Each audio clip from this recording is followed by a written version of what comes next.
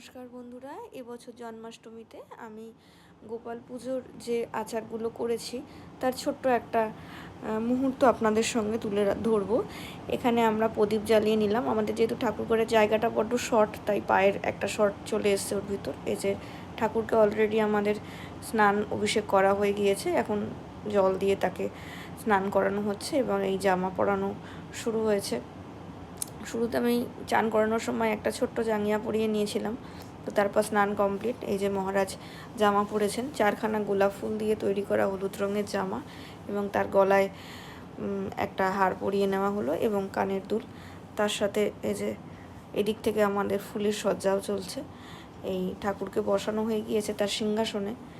তো এই যে আমাদের হাজব্যান্ড আমার, উনি সাজাচ্ছেন ঠাকুরকে, এবং উপরে নৃসিংহদেবের পটটা রয়েছে, ভালোভাবে দেখানো গেল না। এবং এই যে তুলসী রানী দেবী এবং তার পাশে রাধে মাধব এর পট আমরা উপরেই রাখি, এনার পট।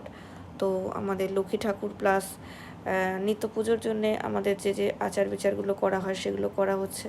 এবং একদম নিজের গাছের ফুল দিয়ে আমি সাজাচ্ছি। এই যে হলুদ রঙের ফুলগুলো দেখলেন, এগুলো অলকানন্দা। আর এই যে ছোট্ট একটি বাচ্চা হাতে খাবার নিয়ে গুড়গুড় করছে, ও হচ্ছে আমার মেয়ে। আমাদের সমস্ত কিছুর মধ্যেই ও জড়িয়ে রয়েছে এবং জড়িয়ে থাকে। এবং ঠাকুরকে ভোগ নিবেদন করা হয়েই গিয়েছে এবং নিচের দিকে ভোগ নিবেদন করা হয়েছে, তাই খুব ভালো করে দেখানো সম্ভব হচ্ছে না ভিডিওর মধ্যে। তো উপরে সিংহাসনের উপর যতটুকু করা হয়েছে সেটুকুই দেখাতে পারছি, নিচটায় সম্ভব না, কারণ আমাদের ঠাকুরঘরের প্যাসেজটা এতটাই ছোট যে দেখানোর একটুখানি সমস্যা হয়ে যাচ্ছে। তবু যতটুকু সম্ভব আমি করেছি। তো এইভাবেই মোটামুটি আমাদের পুজো কমপ্লিট হতে চলেছে আর কি। বিশেষ করে ভিডিও করতে পারিনি কর্মব্যস্ততার কারণে। তো এটুকুই আপনাদের সঙ্গে শেয়ার করলাম। কেমন লাগলো নিশ্চয়ই জানাতে ভুলবেন না। টাটা।